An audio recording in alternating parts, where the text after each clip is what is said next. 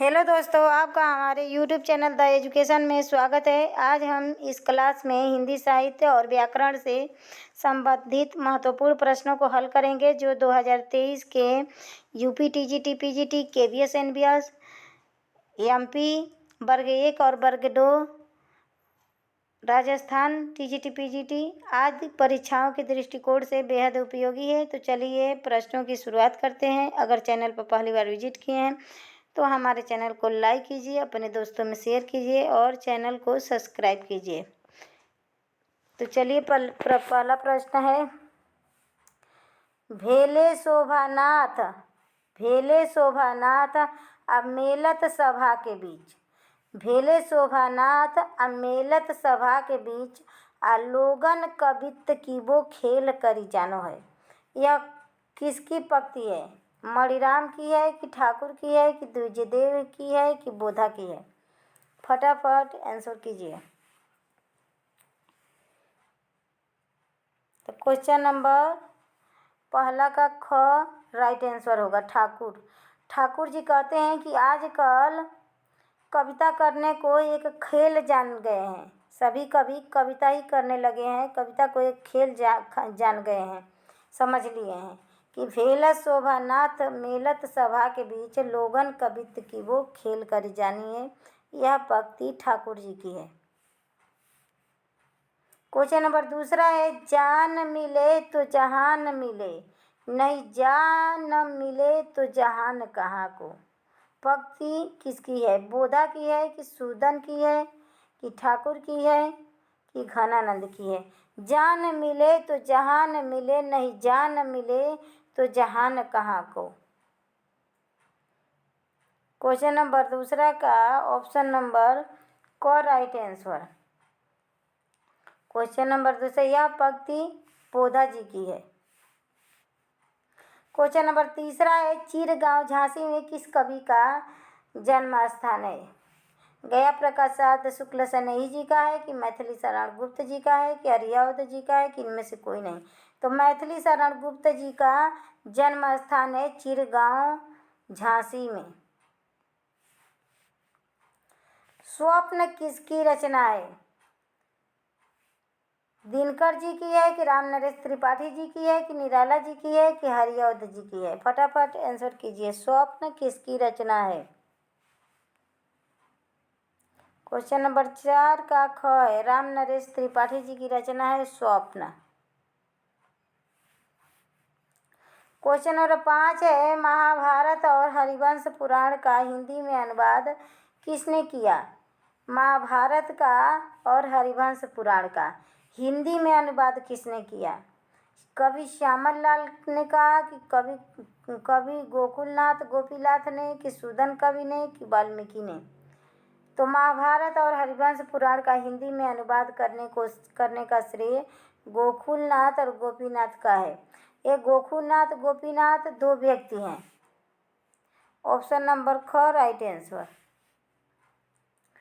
सुजान चरित किसकी रचना है? घनानंद की है कि बोधा की है कि सूदन की है कि सेनापति की है? इस प्रश्न में आप लोगों को कन्फ्यूजन होगी, सुजान चरित किसकी रचना है? क्वेश्चन नंबर 6 का आंसर बताइए। सूदन कवि की रचना है। और यह सुजान देख के कितने बच्चे घनानंद को टिक किए होंगे? कितने बच्चों का गलत हुआ है आंसर? तो सुजान चरित किसकी रचना है? घनानंद की नहीं है, सूदन की है। घनानंद की सुजान चरित है, लेकिन घनानंद ने उसमें अपने प्रेमिका सुजान के बारे में वर्णन किया है, जबकि सुजान चरित सुजान नाम के राजा के बारे वीरता का वर्णन सूदन कवि ने किया है सुजान चरित में।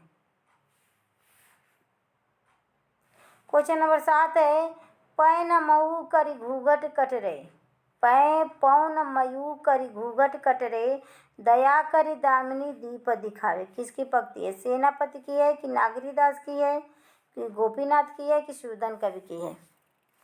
पौन मयू करी घूंघट कटरे, दया करी दामिनी दीप दिखावे, किसकी पंक्ति है? तो नागरीदास की पंक्ति है। ऑप्शन नंबर ख राइट आंसर। रस निधि का वास्तविक नाम क्या था? लक्ष्मीकांत वर्मा था कि पृथ्वी सिंह था, सौमित्र सेन था कि इनमें से कोई नहीं? तो रस निधि पृथ्वी के अंदर क्या मिलता है? रस का खजा निधि मिलता है। निधि माने खजाना, खजानों का भंडार मिलता है। तो रस निधि किसका वास्तविक नाम होगा? तो पृथ्वी सिंह का। ऑप्शन नंबर ख राइट आंसर। क्वेश्चन नंबर 9 है त्रिशूल तरंग। त्रिशूल तरंग किसकी रचना है? गया प्रसाद शुक्ल सनेही जी की है कि सौमित्र से मोहन की है कि रामविलास शर्मा की है कि आचार्य रामचंद्र शुक्ल का है? तो त्रिशूल तरंग गया प्रसाद शुक्ल सनेही जी की रचना है। ऑप्शन नंबर क राइट आंसर। ऑप्शन नंबर क राइट आंसर। क्वेश्चन नंबर 10 है जब वेदना के आधार पर स्वानुभूति भरी, यहाँ मरी नहीं रहेगा, भरी रहेगा। जब वेदना के आधार पर स्वानुभूति भरी अभिव्यक्ति होने लगी तभी हिंदी में उसे छायावाद नाम से अभिहित किया गया। यह युक्ति किसने कही है? किसकी है? कि जब वेदना के आधार पर स्वानुभूति भरी अभिव्यक्ति होने लगी उसी को हिंदी में छायावाद के नाम से अभिहित किया गया। यह हजारी प्रसाद द्विवेदी ने कहा कि आचार्य रामचंद्र शुक्ल ने कि जयशंकर प्रसाद ने कि प्रताप नारायण मिश्र ने? यह किसने कहा? ऑप्शन नंबर प्रश्न नंबर 10वां का ग है। छायावाद के स्तंभ जयशंकर प्रसाद का कथन है कि जब वेदना के आधार पर स्वानुभूति भरी अभिव्यक्ति होने लगी उसे हिंदी में छायावाद नाम से अभिहित किया गया। क्वेश्चन नंबर 11 है छायावाद के मूल में पाश्चात्य रहस्यवाद भावना अवश्य थी। अंग्रेजी की रोमांटिक भावधारा की कविता से प्राप्त हुई थी। यह कथन किसका है? कि छायावाद के मूल में पाश्चात्य रहस्य भावना अवश्य थी। अंग्रेजों की रोमांटिक भावधारा की कविता से प्राप्त हुई थी। यह कथन किसका है? लक्ष्मीकांत शर्मा की है कि हजारी प्रसाद द्विवेदी की है कि जयशंकर प्रसाद की है कि प्रताप नारायण मिश्र की है? क्वेश्चन नंबर 11 का आंसर क्या होगा? तो हजारी प्रसाद द्विवेदी ने यह कहा है। तो ये समझ लीजिए जब रोमांटिक भावना मन में आए तो यूँ हजारी प्रसाद टिक कीजिएगा। क्वेश्चन नंबर 12 है दिख जीवन जो पाता आया विरोध किसने कहा है? पंत ने कि निराला ने कि बच्चन ने कि प्रसाद ने? तो वह निराला जी का है। निराला जी को कभी किसी का सुख नहीं मिला। पत्नी मिली वो भी चल बसी। दूसरी शादी करने गए तो लड़की का मुंह देख के दूसरी शादी नहीं किए। फिर उनकी बेटी सरोज भी मृत्यु को प्राप्त हो गई। उनके याद में उन्होंने सरोज स्मृति नामक लेखक को लिखा और हिंदी का यह प्रथम शोक गीत कहा जाता है। हिंदी का प्रथम शोक गीत सरोज स्मृति को कहा जाता है जो निराला जी द्वारा लिखा गया है। निराला जी द्वारा लिखा गया है अपनी पुत्री सरोज के याद में।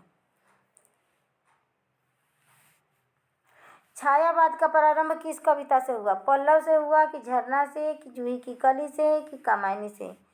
तो छायावाद का प्रारंभ जूही की कली से हुआ। जूही की कली से हुआ। जूही की कली किसकी रचना है? फटाफट आंसर कीजिए। क्वेश्चन नंबर 13 का ऑप्शन नंबर ग राइट आंसर। जूही की कली निराला जी की रचना है और यह छंद मुक्त रचना है। छंद इधर नहीं रहेगा, दो रहेगा। छंद मुक्त रचना है। तो यह जूही की कली से हुआ छायावाद का प्रारंभ। क्वेश्चन नंबर 14 है प्रसाद की अंतिम रचना कौन सी है? आंसू है कि लहर है कि कामायनी है कि ध्रुवस्वामिनी है? जयशंकर प्रसाद की अंतिम रचना कौन सी है? क्वेश्चन नंबर 14 का राइट आंसर तो कामायनी है। अंतिम रचना कामायनी है और जयशंकर प्रसाद ने इनको लिखा है और इसमें 15 सर्ग हैं। चिंता सर्ग से शुरू होता है। चिंता सर्ग से स्टार्ट होता है इस उपन्यास का और आनंद सर्ग से आनंद सर्ग से इस उपन्यास की समाप्ति हो जाती है। ऑप्शन नंबर ग राइट आंसर। जयशंकर प्रसाद द्वारा रचित कामायनी में कुल कितने सर्ग हैं? तो अभी बताई थी कि 15 सर्ग हैं। अभी बताई थी ना कि ऑप्शन नंबर ग राइट आंसर। जयशंकर प्रसाद द्वारा रचित गई कामायनी में 15 सर्ग हैं। क्वेश्चन नंबर 15 का ऑप्शन नंबर ग राइट आंसर। लहर प्रसाद जी की द्वारा रचित कैसा काव्य है? हास्य काव्य है कि विरह काव्य है कि गीत काव्य है कि नाट्य काव्य है? तो लहर प्रसाद जी की किस प्रकार का काव्य है? तो यह एक गीति काव्य है। ऑप्शन नंबर ग राइट आंसर। संघनी साहू घराने में किस कवि का जन्म हुआ? महावीर प्रसाद द्विवेदी का कि जयशंकर प्रसाद का कि जैनेन्द्र कुमार का कि प्रताप नारायण मिश्र का? संघनी साहू घराने में किस कवि का जन्म हुआ? फटाफट आंसर कीजिए। ऑप्शन नंबर ख राइट आंसर। जयशंकर प्रसाद का जन्म हुआ था संघनी साहू घराने में। क्वेश्चन नंबर 18 है, ले चल मुझे बुलावा देकर मेरे नाविक धीरे धीरे, पंक्ति किस प्रकार का आरोप लगा रही है? यह पंक्ति किस प्रकार का आरोप लगा रही है? मार्क्सवादी का, पलायनवादी का, उपयुक्त दोनों का कि इनमें से कोई नहीं? तो ले चल मुझे बुलावा देकर मेरे नाविक धीरे धीरे, इसमें पलायनवादी का आरोप लगा। ऑप्शन नंबर ख राइट आंसर। क्वेश्चन नंबर 18 का ऑप्शन नंबर ख राइट आंसर। क्वेश्चन नंबर 19 है, अंबर पनघट में डूबो रही तारा घट उषा नागरी, किसकी पंक्ति है? पंत की है कि बच्चन की है कि निराला की है कि प्रसाद की है? अंबर पनघट पर डूबो रही तारा घर उषा नागरी में पंक्ति किसकी है? फटाफट आंसर कीजिए। क्वेश्चन नंबर 19 का राइट आंसर क्या होगा?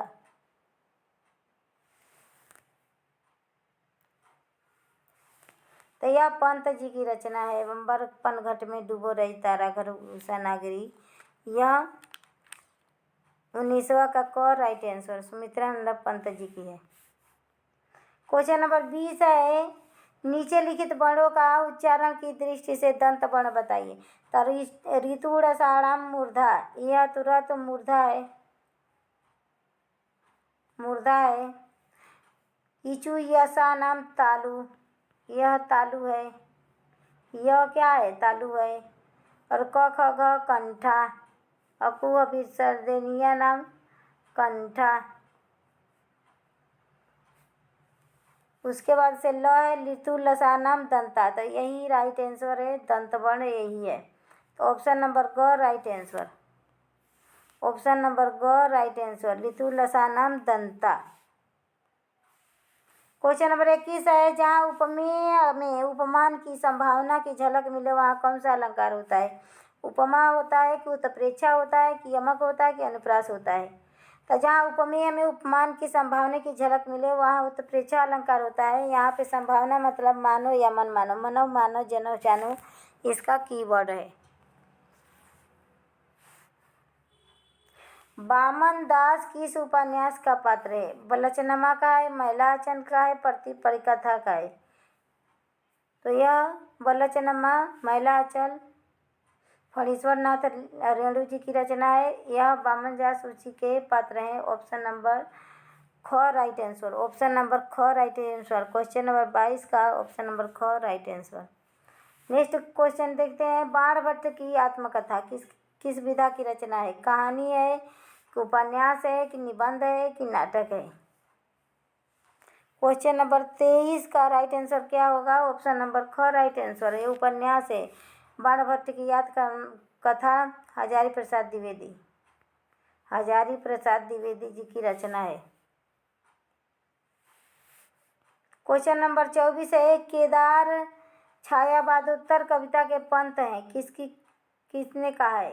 केदार छायावादोत्तर कविता के पंत हैं, यह किसने कहा है? हजारी प्रसाद द्विवेदी जी ने कि बच्चन सिंह ने कि आचार्य रामचंद्र शुक्ल ने कि रामधारी सिंह दिनकर ने? 24वां का ऑप्शन नंबर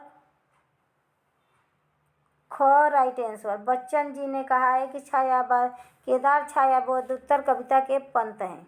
बच्चन सिंह के द्वारा कहा गया कथन है। क्वेश्चन नंबर 25 है, हिंदी कोविद रत्नमाला किस कवि का ग्रंथ है? हिंदी कोविद रत्नमाला किस कवि का ग्रंथ है? लक्ष्मीकांत वर्मा का है कि श्याम सुंदर दास का है कि रामविलास शर्मा का है कि उपकर कवि का है? हिंदी कोविद रत्नमाला श्याम सुंदर दास की रचना है। ऑप्शन नंबर ख राइट आंसर। तो आज का हमारा सेशन यही समाप्त होता है। फिर अगले सेशन में फिर हाजिर होंगे नए प्रश्नों के साथ। तब तक के लिए धन्यवाद।